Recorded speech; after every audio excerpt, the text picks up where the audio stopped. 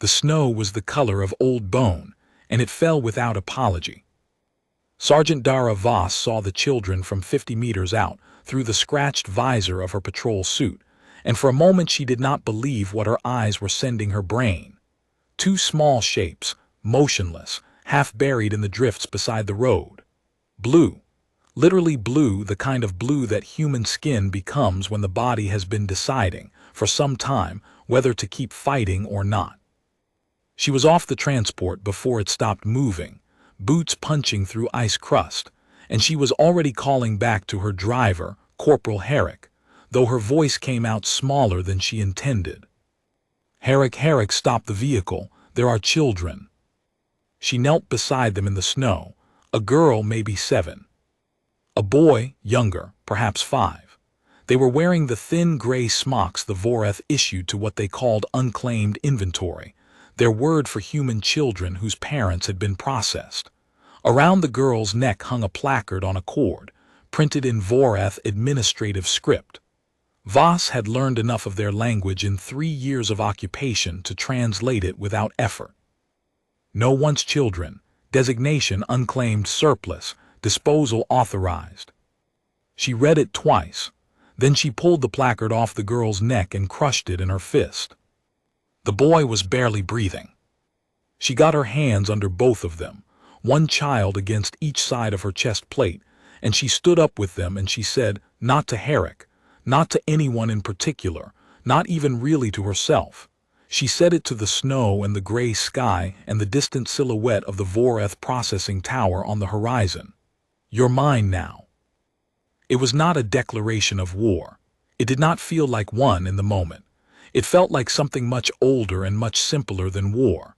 It felt like the same thing humans had been saying since before they had words for it, standing over the small and the cold and the left behind. You're mine now. I have you. I won't let go. Herrick was already out of the transport, his face gone white under his helmet. Sarge, if they find out we took. Drive, Voss said. He drove. 3 years of occupation had taught humanity a number of things about the Voreth that their advanced diplomatic teams had failed to appreciate. The first was that the Voreth were not cruel in any way that humans recognized. They did not enjoy suffering. They did not take pleasure in the particular, intimate damage that humans sometimes inflict on each other out of hatred or fury.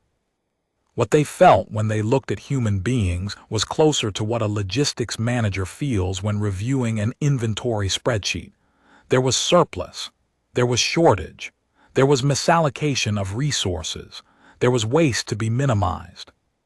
The second thing humanity had learned was that the Voreth were patient in a way that made human patience look like a child's tantrum. They had been expanding across this arm of the galaxy for 11,000 years. They had processed 43 species. Some of those species still existed in modified forms, performing designated functions within the Voreth administrative system. Most did not. The Voreth did not consider this genocide. They considered it optimization. The third thing, and this was the thing that Dara Voss had spent 3 years trying to make her superiors understand, was that the Voreth were beatable. Not because they were weak. They were not weak. Their technology was generations beyond anything humans had produced. Their ships made human warships look like paper boats. Their soldiers, the ones they bothered to field, were 8 feet of engineered lethality wrapped in armor that laughed at human ordnance. But they had a weakness that ran all the way through their civilization like a crack through a dam, invisible until you pressed on it. And when you pressed on it, the whole structure shuddered. They could not imagine that a species would refuse to cooperate with its own optimization. It was not arrogance exactly. It was a failure of imagination so complete it constituted a kind of blindness. In 11,000 years of expansion, every species they had encountered had eventually, after a period of what the Voreth called initial resource expenditure, submitted to administrative processing. Some had fought. All had stopped fighting. The Voreth had no mechanism in their strategic calculus for a species that simply would not stop. Voss had tried to explain this to General Marin 6 months ago in a converted basement in what used to be Leipzig. Marin had listened with the polite attention of a man who had stopped believing in things. "They don't understand stubbornness," she had said. "Not as a strategy, as a fact of biology. We are the most stubborn species this galaxy has ever produced, and they don't know what to do with it because nothing in their 11,000 years has prepared them for it." Marin had looked at her over his coffee, which was ersatz and terrible. "That's a very inspiring theory, Sergeant." "It's not a theory, sir. It's what I've been watching for 3 years on the ground." "And what would you have me do with it?" "Give me a team. Give me a target. Let me show you what happens when a human being refuses to stop." He hadn't said yes. He hadn't said no. He had looked out the basement window at the gray Leipzig sky and said nothing for a long time, and then he had said, "Bring me something I can use." That had been 6 months ago. In the time since, Dara Voss had found 2 children half frozen in the snow with a disposal tag around one of their necks, and something in her chest had shifted like a tectonic plate, slow and enormous and permanent. She had a target now. She had a reason that went beyond strategy. She just needed to stay alive long enough to use it. The children's names were Lena and Peter. She learned this 3 days later, when Lena finally woke up warm enough to speak. The boy, Peter, was still unconscious, had been since they found them, drifting in and out of the thin, cold sleep that the doctors in the resistance camp called survival mode, where the body shuts down everything that isn't absolutely necessary and waits for conditions to improve. One of those doctors, a woman named Kasia who had been a pediatric surgeon before the occupation, was working on Peter with the focused, unhurried attention of someone who has learned to operate in the space between what is possible and what is not. She had a technique, experimental, adapted from preoccupation research, that involved cellular reconstruction at a level that the Resistance's limited equipment barely supported. The camp's medical director, an older man named Ferrara, had told her twice to stop wasting resources on a case this far gone. She had told him both times that she had not asked for his opinion. "He'll die," Ferrara had said the second time. "He might," Kasia had agreed, without looking up from her work. "But he won't die because I gave up on him." Voss had been standing in the doorway when she said this. She had stored the words away without knowing quite why. Lena ate 3 bowls of soup and then described, in the flat, careful voice of a child who has learned to describe terrible things without feeling them, how they had come to be where they were. Their parents had been taken during the processing sweep of their district, 18 months ago. They had been kept in an administrative facility for 3 months, categorized, given their gray smocks, and then essentially forgotten as the facility processed a backlog of newer arrivals. When the Voreth shifted their processing operations north, no one had thought to bring the children along. They had walked for 2 weeks. They had eaten what they found. They had slept where they could. The placard had been put around Lena's neck by a Voreth administrative drone at a checkpoint, as a standard disposal designation for unclaimed surplus. Lena said all of this in the same voice people used to read from instruction manuals. When she was done, she looked at Voss and said, "Are you going to keep us?" "Yes," Voss said. "Do you have other children?" "No."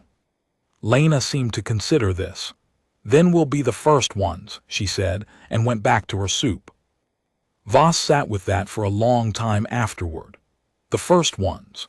The child had said it not as a question, but as a statement of fact, accepting it the same way she had apparently accepted everything the world had handed her, as a condition to be noted and adapted to.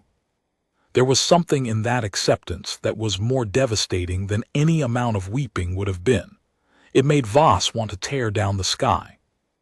The target was a Voreth administrative data node located in what used to be a regional government building in the city of Kressner, approximately 90 kilometers north of their position. It was not a military target in any conventional sense. It contained no weapons, housed no soldiers. What it contained was data, specifically, the central registry for 3 occupied provinces, including the processing records, location data, and administrative designations for approximately 2 million human beings classified as managed inventory. What Voss wanted was not to blow it up. She explained this to her team of 7, Herrick, who was the best driver she had ever known, a former signals specialist named Alu who could talk to machines the way other people talk to friends, a demolitions expert called Brick, whose real name no one remembered, twin sisters, Marta and Yeva, who had been hunters in a previous life and were now hunters again, a former Voreth facility guard named Kane, who had defected 18 months ago, and still spoke with the strange formal syntax of someone who had learned human language as an adult, and a young man called Tomas who was 19 years old and had the kind of absolute fearlessness that comes from having lost everything. She spread her maps on the floor of the transport and she said, "I don't want to destroy it. I want to get inside, reach the central registry, and change the designation status on every human being in those provinces from managed inventory to unclaimed surplus." Silence. "That's not a military operation," Brick said finally. "That's a bureaucratic one." "Yes. You want to hack the Voreth's own administrative system and reclassify 2 million people as garbage, so the Voreth stop tracking them and processing them. If something is designated unclaimed surplus," Voss said, "the Voreth stop spending resources on it. They close the file. They move on. 2 million people disappear from their tracking system overnight. We use the window to move them." More silence.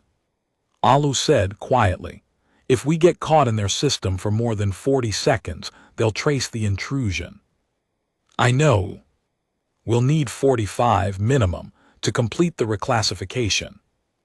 "I know that too. So we need a distraction." "That's what the rest of you are for," Voss said, and smiled with her teeth. "We're going to be very loud and very irritating and very, very hard to catch, and we're going to give Alu his 45 seconds. Kane said, in his careful formal way, "I have observed that this species finds it difficult to accept that humans continue to resist after all reasonable resistance should have ended. They will focus a disproportionate amount of administrative attention on a visible incursion." "That's exactly what I'm counting on," Voss said. Kane nodded once, slowly. There was something in his bearing that was not quite admiration and not quite confusion, but lived somewhere between the two. He had been studying humans for 18 months and still could not fully model the thing that made them do what they did. It fascinated him in the way an insoluble equation fascinates a mathematician. When Herrick asked, "We leave tomorrow, we travel at night." Voss rolled up the maps. "Get some sleep." She went to check on Peter first. He was still alive. His lips were still faintly blue. Kasia was asleep in the chair beside him, her head on her arm, one hand on the edge of his bed as if she was afraid he might drift away if she let go entirely. Voss did not wake her. They drove at night through the white and silent landscape of an occupied world. The Voreth had not destroyed the infrastructure. Destroying infrastructure was wasteful, and the Voreth were not wasteful, but they had repurposed it in ways that made the familiar unrecognizable. The roads were clear, maintained by Voreth logistics systems that had no interest in the aesthetics of what used to be signage and storefront. The towns they passed through were dark in the way that places become dark when the people who gave them their light are gone. Herrick drove without lights, navigating by the passive sensors of the transport's modified array, and no one spoke much. Marta and Yeva sat together in the back and cleaned their weapons with the patient repetition of ritual. Brick did math in a notebook. Tomas slept with his head against the cold window and his mouth slightly open, the way the young sleep when they haven't yet trained themselves out of rest. Alu worked.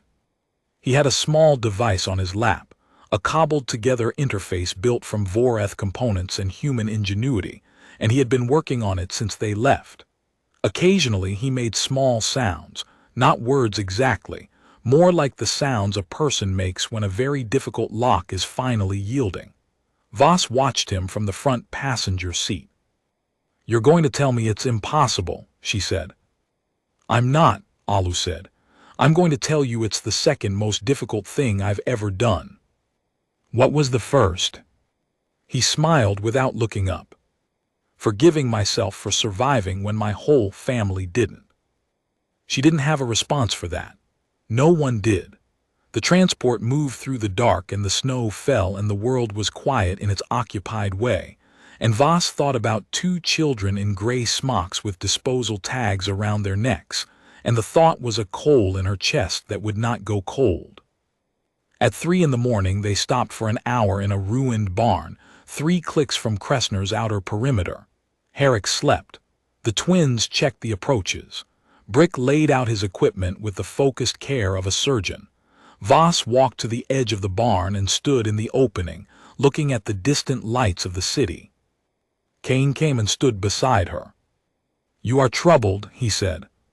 "I'm thinking. Among my kind, there is no distinction." She almost laughed at that. "What is it you can't figure out about us?" she asked. "You've been watching for 18 months. What's the piece you can't fit into the model?" He was quiet for a moment. The Vorath were slow, deliberate speakers, treating words the way they treated all resources, nothing wasted. "The calculus does not balance," he said at last. "When the cost of resistance exceeds the probability of success, resistance becomes irrational. Every rational species reaches this calculation and accepts it. He paused. You reach the calculation and appear to experience it as an instruction to continue." "It's not rational," Voss agreed. "No. That's the point." Kane turned this over. "You employ irrationality as a weapon." "We are irrationality. We didn't invent it. We're made of it. We love things we know we're going to lose. We fight battles we know we can't win. We pick up frozen children in the snow and decide they belong to us." She looked at him.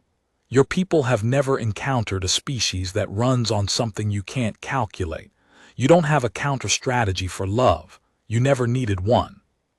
Kane said nothing for a very long time. Then he said, "I begin to understand why 43 species were insufficient preparation."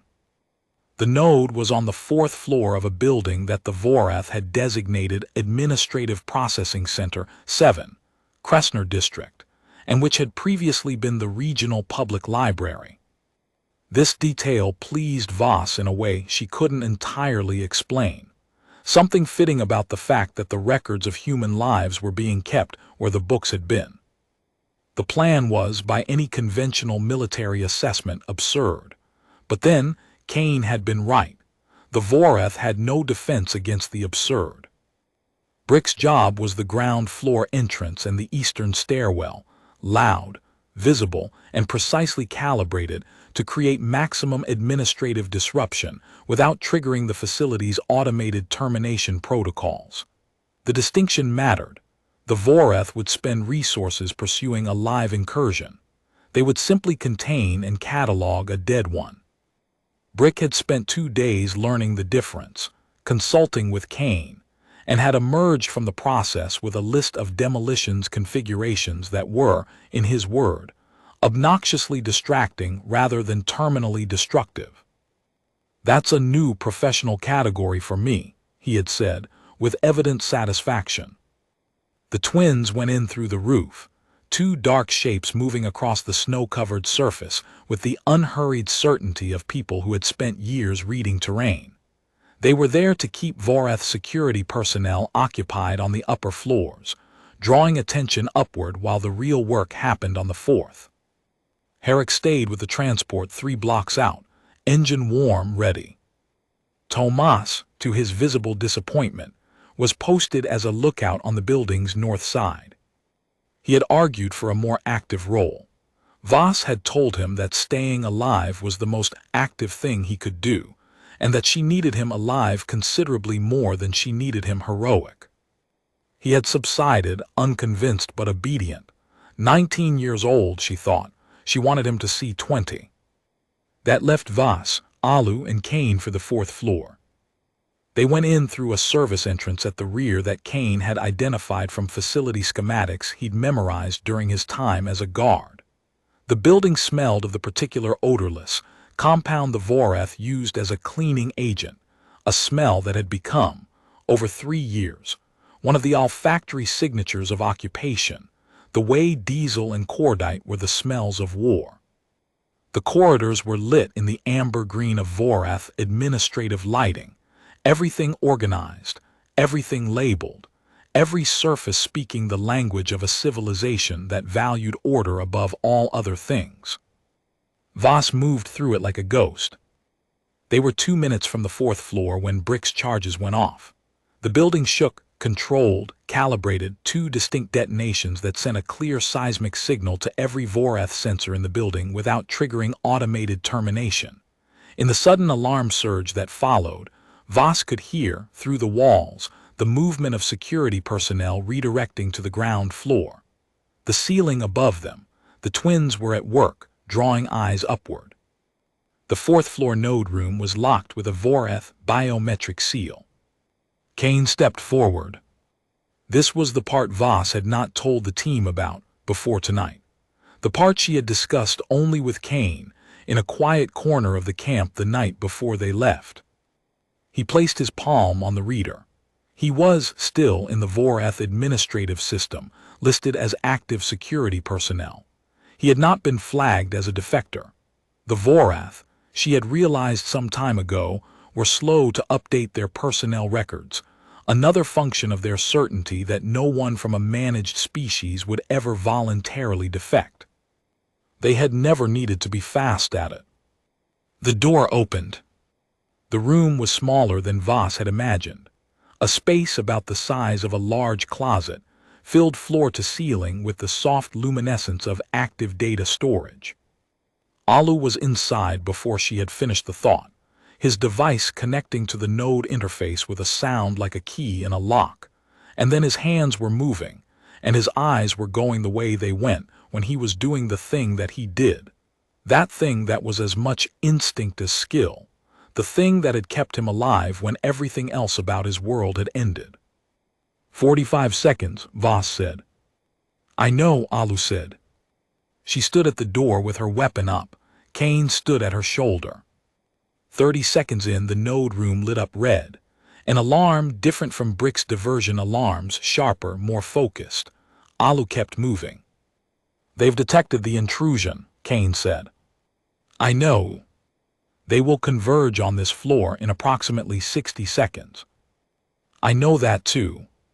40 seconds, Alu said. Don't talk to me. In the red light with the alarm cutting through the walls, Voss thought about Lena eating soup. She thought about Pieter's lips, that impossible blue. She thought about a placard crushed in her fist. She thought about Kasia asleep in a chair with her hand reaching toward the edge of a bed, refusing in her sleep to let go. She thought, don't give up. It was not a strategy. It was not even really a choice. It was simply the fact of being human in a moment that required it. The oldest, most irrational, most stubbornly persistent feature of a species that had survived everything the universe had ever thrown at it by simply refusing, against all reasonable calculation, to stop. Done, Alu said.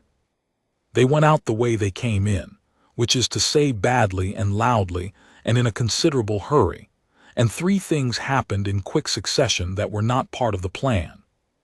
The first was that 2 Voreth security units, redirecting from the ground floor, entered the corridor at the same moment that Voss, Alu, and Kane were exiting the service stairwell, and there was a moment, perhaps 2 seconds long, in which all 5 parties stopped and looked at each other.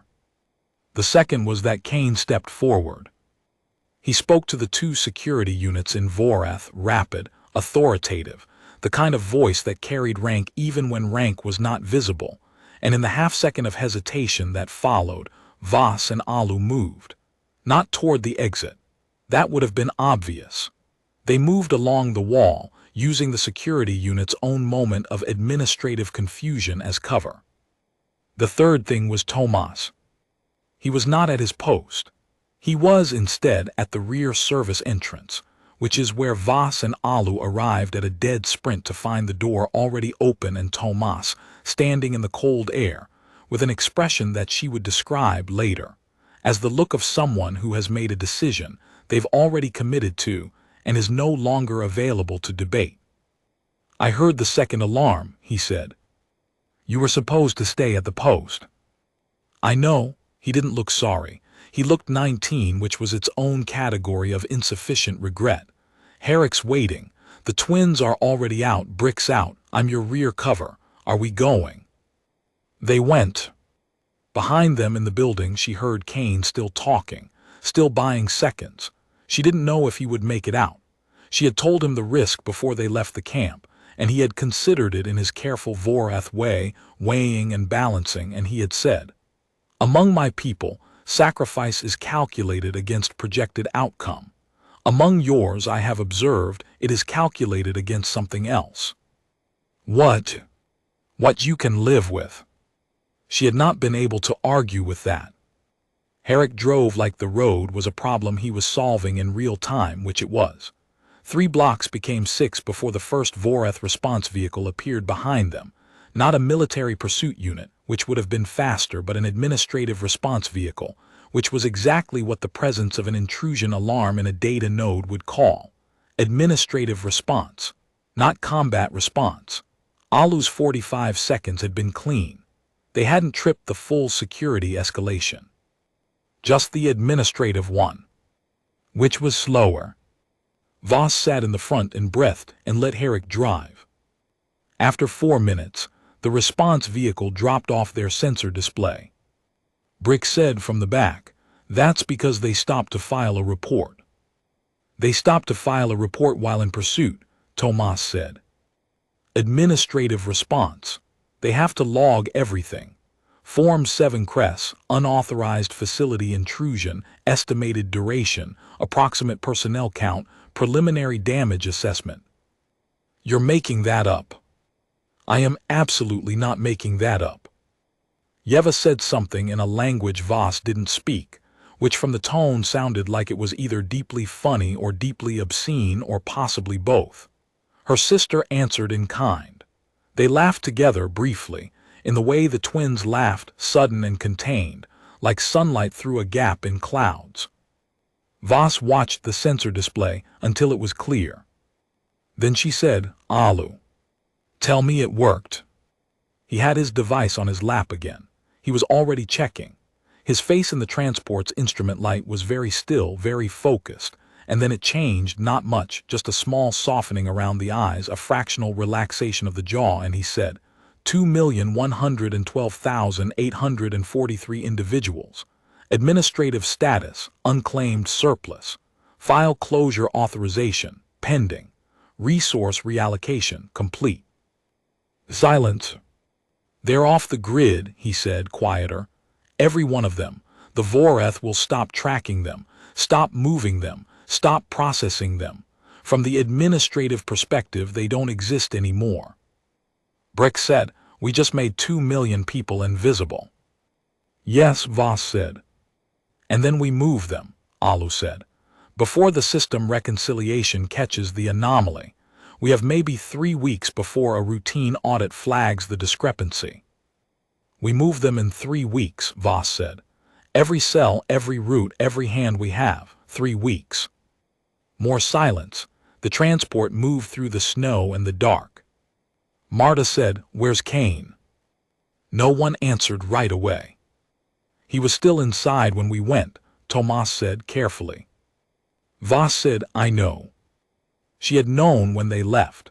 She had looked back at the service entrance and not seen him, and she had kept moving, because stopping was not an option, and she had put it somewhere inside herself where she put the other things, the weight of the choices that you carry because someone has to carry them. He had known the risk. He had calculated it in his patient Vorath way, and he had decided, against everything his own culture had taught him about the value of survival over sacrifice, that it was worth it. And in doing so, she thought, he had become something his civilization had no word for and no category for and no way to process. He had become a little human.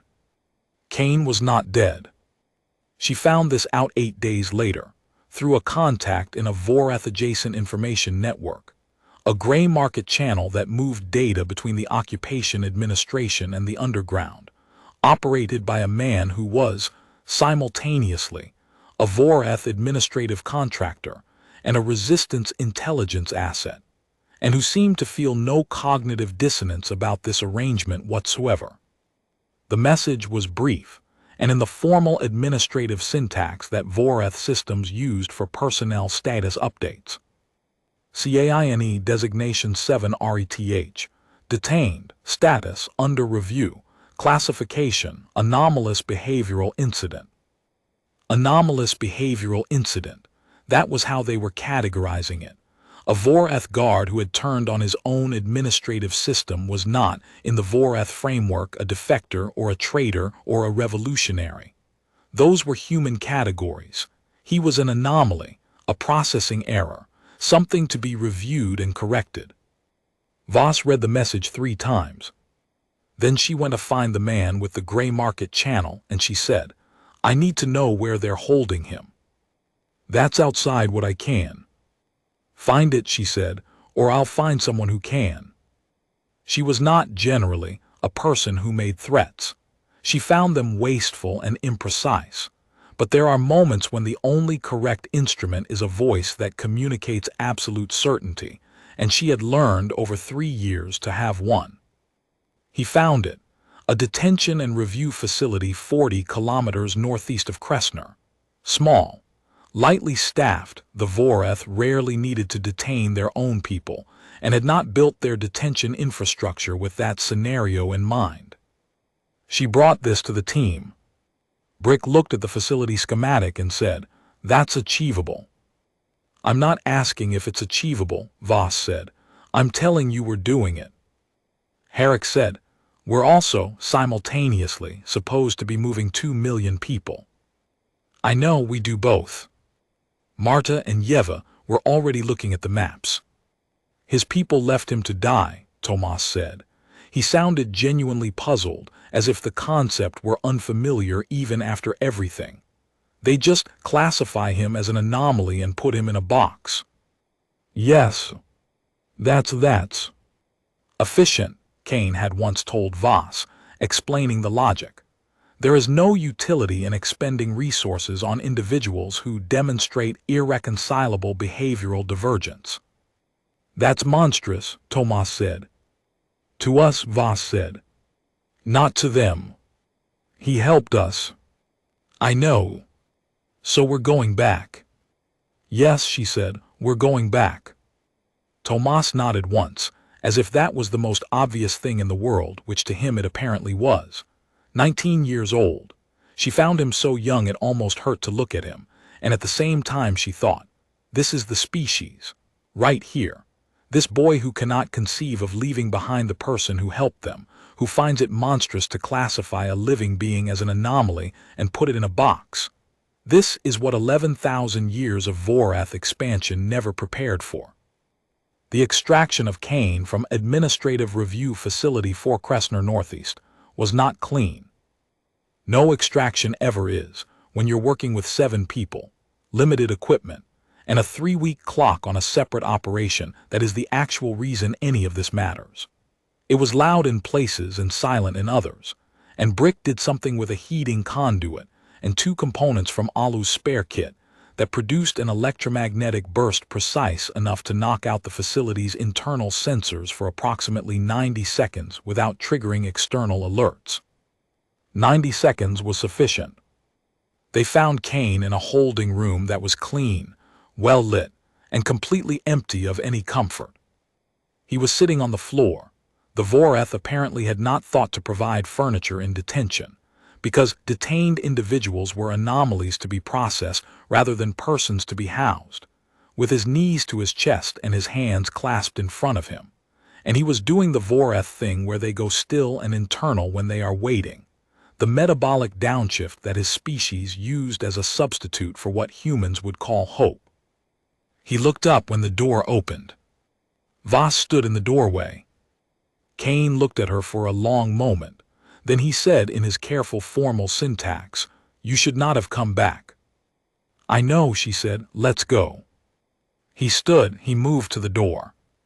He stopped just in front of her, and he looked at her with the look he sometimes had, the calculating look, the working on an equation look. And he said, "I have been attempting to model the cost-benefit analysis that would lead a rational actor to return for one individual when a larger objective remains incomplete. And the model does not close. The numbers do not balance." "No," she agreed, "they don't. And yet you came. And yet we came." He thought about this for the 3 seconds they had to spare. Then he stepped through the door and they ran. Peter woke up on the 11th day. Kasia was there, of course, had barely left the room. She told Voss later that she had been awake for 22 hours and was on her 4th cup of something that was technically coffee, the way a drawing of a fire is technically warm when the boy had opened his eyes, looked at the ceiling, and said, in a voice like a rusted hinge slowly opening, "I'm hungry." Kasia had put her face in her hands for a moment. Then she had said, "I'll get you something." She found Voss in the operations room and told her. Voss said nothing for several seconds. Then she went to the medical room and stood in the doorway and looked at the boy sitting up in the bed, eating soup again. Both children seemed to have an infinite capacity for soup, with Lena beside him on the edge of the mattress, talking at him in the rapid, slightly bossy way of an older sibling who has been waiting a long time for someone to talk to. Peter's lips were pink. Voss stood there for a moment and felt something in her chest that she did not have a clean word for. It was not happiness exactly, which seemed too simple, and not relief, which seemed too small.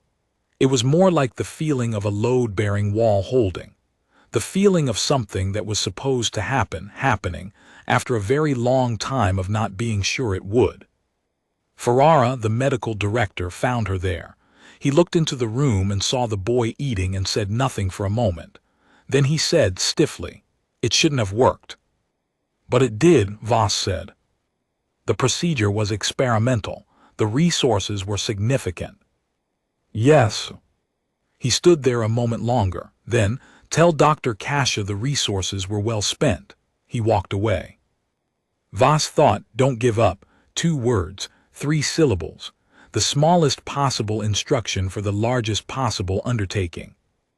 In the 3 weeks that followed, 2,112,843 people moved. Not all at once, not cleanly. Not without loss. There were losses. There were always losses, and Voss carried each one in that interior place where she carried the hard choices, and she did not pretend they didn't cost her anything, and she did not let them stop her. Networks that had been dormant for months activated. Underground routes that had been planned in theory were tested in practice.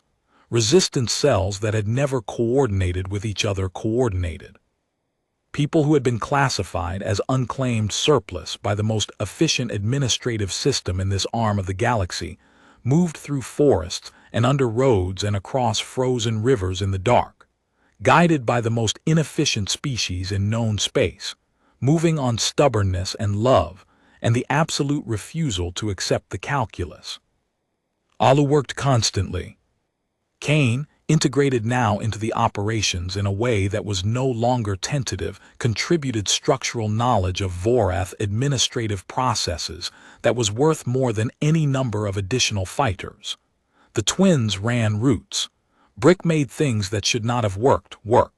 Herrick drove. Tomas, who had turned 20 in the 2nd week of the operation, and celebrated by successfully guiding a convoy of 300 people through a Vorath administrative checkpoint, using a forged transit authorization that Alu had built from scratch. Tomas was everywhere, doing everything, in that particular way of the young who have decided that being alive is an active verb. On the 19th day, the Voreth administrative system flagged the discrepancy. Voss had been expecting this. She had prepared for it. The response was administrative rather than military, an anomaly correction order, dispatched through the standard processing channels, authorizing the reprocessing of all flagged individuals. It would take the Voreth administrative system approximately 4 days to translate this order into action on the ground. They were already done.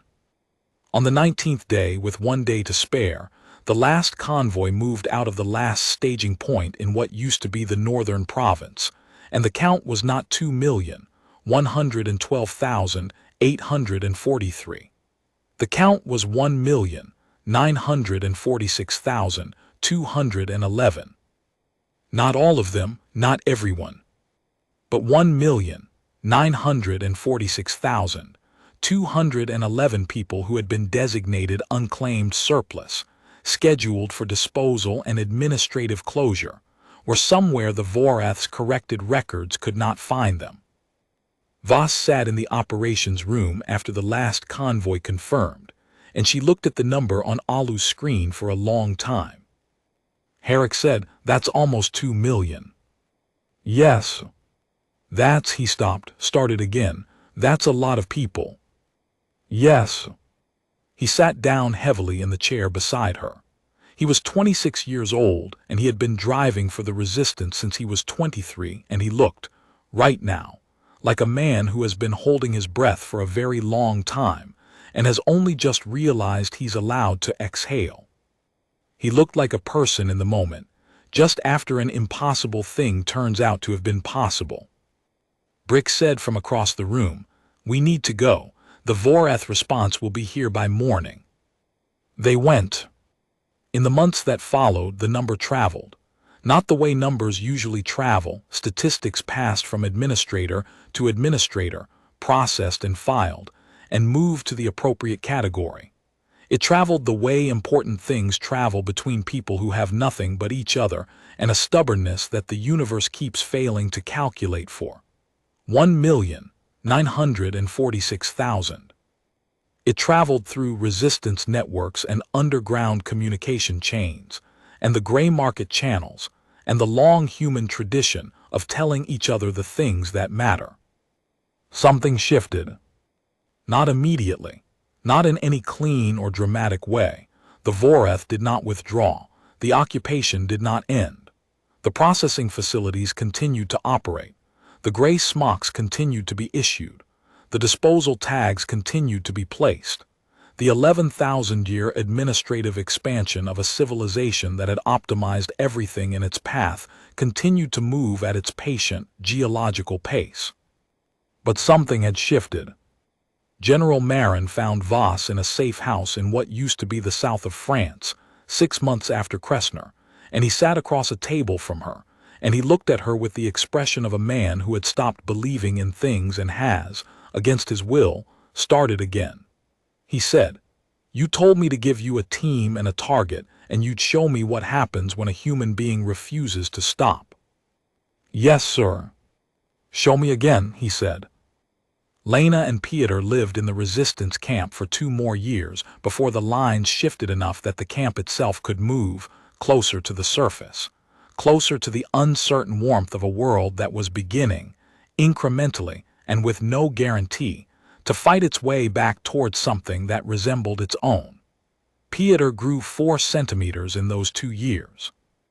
Lena learned to read Voreth administrative script from Kane, and then used this skill to forge documents with an unnerving fluency, and had to be gently redirected twice from operations she was technically too young to be involved in. She was not, in the end, redirectable. She was a child who had walked 2 weeks through an occupied winter and survived, and she had looked at the world with the assessing gray eyes of someone who had taken its measure early and found it insufficient and decided to do something about it. Voss thought, watching her, that she would be formidable. The day they moved camp, Peter found Voss loading the transport, and he stood beside her for a moment in the way of small children who have something to say and are working up to it. She waited. He said, "Lena says you're the one who picked us up." "Yes." "From the snow." "Yes." He thought about this. Why? Voss looked at him, at his pink lips and his growing boy height, and the serious face that had replaced the terrible vacancy of those first days in the cold, and she said what was true. "Because you were there and you were cold, and I wasn't going to leave you." He turned this over in the way children do when they are encountering a logic that is larger than they have words for yet. Then, "But you didn't know us." "No." "So how did you know we were worth it?" She looked at him for a moment. Then she looked at the camp, the people moving, the organized bustle of a resistance that had lost everything and kept going anyway, kept building and sustaining and rescuing and fighting, kept being stubbornly, irrationally, incalculably human in every way that the universe kept failing to account for.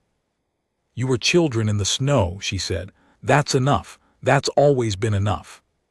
Peter nodded slowly, the nod of someone filing something important. He helped her load the transport. He did not ask any more questions, because the answer was apparently sufficient, and they drove out of the camp and into the world that was still occupied and still cold and still in the long, grinding, incalculable process of being taken back, piece by piece, by the species that the universe had made the mistake of underestimating. And the snow fell, and the road was white, and somewhere behind them the Voreth administrative system was processing an anomaly correction for a discrepancy it could not fully explain, and generating a report about irreconcilable behavioral divergence in managed species, and filing it in the appropriate category, where it would eventually be reviewed by someone who would read it and set it aside and reach for the next file, unaware that the thing they could not explain was also the thing that was going to end them. Not with fire, not with superior technology, not with any of the weapons that civilizations usually end each other with, but with the oldest, most irrational, most stubbornly unstoppable force in the known universe. Love, stubbornness, the refusal to leave anyone in the snow. The thing that said, "You're mine now." 6 months later, Voss sat across a table from General Marin again, in a different basement in a different city, and this time there were more people in the room. Officers she didn't know, analysts with data pads, a woman in civilian clothes who had been introduced as a coordination specialist from the Northern Networks and who Voss recognized, after a moment, as someone she had last seen at a checkpoint 3 years ago, on the wrong side of the wire. The room was full in a way that resistance rooms had not been full for some time. Marin put a map on the table. It was a different kind of map, not an occupation map, not a logistics map, not a map of what the Voreth had taken. It was a map of what was missing from the Voreth administrative system. Gaps, holes, places where the inventory did not balance and the resource allocation did not reconcile, and the processing centers were running at below capacity because there was less to process than the system expected. 1,946,000 people had become a gap in the data. And the gap, it turned out, was structural. Alu, sitting beside Voss, explained it to the room in the careful way he explained things, building the structure from the base up, placing each piece so that by the time you reached the top you could see the whole shape. The Voreth administrative system was optimized for a specific kind of efficiency, the processing of compliant populations through standardized channels. It was very good at this. It had been doing it for 11,000 years, and it had built every process, every algorithm, every layer of its infrastructure around the assumption that the populations being processed would, ultimately, cooperate. When they didn't cooperate, when they disappeared, when the numbers didn't add up, when the inventory kept walking out of the categories it was supposed to stay in, the system generated correction orders. And correction orders required resources. And resource reallocation required administrative authorization. And administrative authorization created records. And records created audits. And audits created anomaly reports. The Vorath administrative system was beginning to choke on its own anomaly reports. It's not a military vulnerability, Alu said. It's a systemic one. The more people we move outside their tracking, the more anomalies they have to process. At a certain threshold, the administrative load becomes genuinely unsustainable. The system starts prioritizing report filing over actual operations. Processing slows. Allocations get delayed. The whole machine starts running behind its own schedule. Marin said, "How far are we from that threshold?" Kressner was a proof of concept, Alu said. To reach the administrative saturation point across all occupied provinces, we would need to repeat Kressner-class operations in 7 additional data nodes, moving populations in the range of 15 to 20 million total, in aggregate, over a period of, he paused. Over a period of time. How much time? 18 months, with the networks we have now, if the networks expand. They're expanding, said the woman from the northern networks. She said it simply as a fact. After Kressner, they expanded. Voss had not known this until now. She sat with it for a moment. One operation in a library building in a city called Kressner, built on a plan that every conventional assessment would have classified as absurd, executed by 7 people and a defected alien guard, and it had expanded networks. Marin looked at her. "You said the Vorath don't have a counter-strategy for love," he said. "No, sir, they don't. They don't have one for bureaucratic saturation either, it seems. No, because they've never needed one. No species they've processed ever tried to win by breaking their filing system." The woman from the northern networks made a small sound that might have been a laugh. Marin said, 7 nodes. 7, Alu confirmed. In 18 months. If the networks will expand, Marin said, with a certainty that Voss recognized as something new in him. Something that had not been there 6 months ago in Leipzig over terrible coffee when he had the look of a man who had stopped believing. "I will make sure of it. This is the operation. This is what we build toward." He looked around the room. All of it. Every cell, every network, every route, everything feeds this. He looked at Voss last. "You have your team." "I have my team," she said. "And you have your target." 7 of them, she said. He almost smiled. She had not seen him smile before. It looked rusty, like something that had been in storage for years and was only now being taken back out into the light. "Then let's get to work," he said. The 7 nodes took 22 months instead of 18, because nothing takes exactly as long as planned, and because in month 14 they lost Brick. He had been doing something that was, in his own words, technically not impossible in the access corridor of a node facility in what used to be the Eastern Territories, and the Vorath response was faster than anticipated, and the story ended there for him, in a corridor with clean walls and amber-green lighting, and the particular efficiency of a civilization that processed everything in its path. The team did not have the luxury of stopping. They had learned by then what stopping cost, had learned it with other names in other corridors, and they had found that the cost of stopping was always greater than the cost of continuing, and so they continued. They carried Brick with them in the way people carry those they've lost, which is to say always, and unevenly, and without any particular system, because grief is one of the things that has no Vorath equivalent and no administrative category and simply exists, unprocessed, in the space where a person used to be. Tomas had turned 21 by the time the 7th node fell. He was not the same boy who had stood at a rear exit with the expression of someone who had already made a decision. He was not worse, not hardened in the way that the resistance sometimes hardened people, filing off the parts of them that felt things until what was left was efficient and cold. He was more of what he had always been, with the volume turned up. The fearlessness had deepened into something that understood its own cost and remained fearless anyway, which is a different thing and a braver one. He had acquired, somewhere in those months, a habit of humming under his breath when he worked. Not any recognizable tune, something that existed only in the space between songs, a continuous low sound that was partly thinking and partly a way of staying present in his own body during difficult moments. Voss had once asked him where it came from, and he had looked mildly surprised by the question, as if he hadn't been aware of doing it. "My mother used to hum," he said. "When she was working, I don't know if it's the same thing."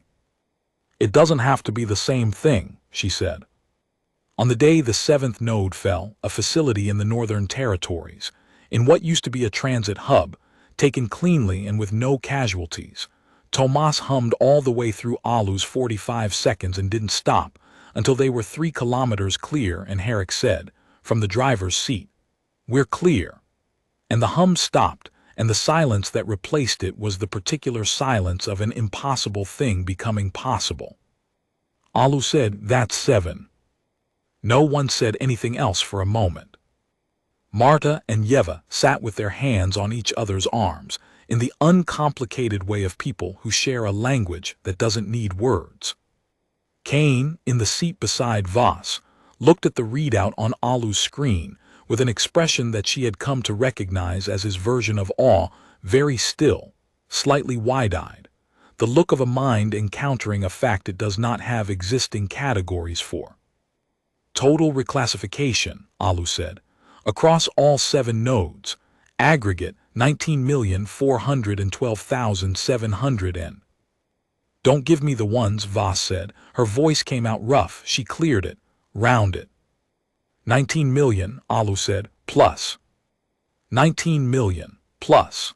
The administrative saturation threshold Alu had described 18 months ago in a basement with Marin and the woman from the Northern Networks was 17 million. They had passed it. They were 3 months past it. The anomaly reports would be generating faster than the correction orders could process them. The system would be running behind its own schedule. The system would be choking. Herrick said quietly, "Do we know if it's working, the saturation thing?" "There are signs," Kane said. "I have been monitoring administrative signals from processing facilities in 4 provinces. Processing capacity is operating at 62% of standard allocation. Correction order backlogs are at unprecedented levels. 2 regional administrative centers have issued internal requests for additional processing resources. Such requests have not been issued in the historical record of the occupation." He paused. "The system is under strain." "Under strain," Herrick said. "Is that?" "For a civilization that has been expanding without interruption for 11,000 years, Kane said, "it is the equivalent of a seizure." Tomas laughed, sudden, genuine, the laugh of someone encountering an image they didn't expect. The twins smiled. Alu looked at the screen, and something in him was very quiet and very deep, the way people are quiet when they have done something that cost everything and turned out to be worth it. Voss looked out the transport window at the snow-covered road and the dark sky, and the distant lights of an occupied world that was beginning, in ways that were not yet visible from the ground, to become something else. She thought about a placard crushed in her fist. She thought about a boy with blue lips who had asked why she had picked him up, and she had said, "Because you were there and you were cold, and I wasn't going to leave you." She thought about the thing that 11,000 years of civilization had never prepared for, the most irrational force in the known universe. The thing that said, against all calculation, against all cost-benefit analysis, against all administrative logic, "You're mine now." The transport moved through the snow. Somewhere behind them, in the data node they had just left, 2 million more names were reclassified as unclaimed surplus, and the Voreth administrative system generated another anomaly report, and the anomaly report joined the stack that was now so large that the processing backlog had developed its own backlog, and the system, vast and patient and 11,000 years old, continued its attempt to optimize. It would not succeed. It had made the fundamental error of assuming that the species it was processing would cooperate with the processing. That the species, when the cost of resistance exceeded the probability of success, would accept the calculus and stop. It had not accounted for Dara Voss, kneeling in the snow with two blue children against her chest, whispering three words that no administrative system in the galaxy had a category for. "You're mine now." She was still saying it. She would not stop.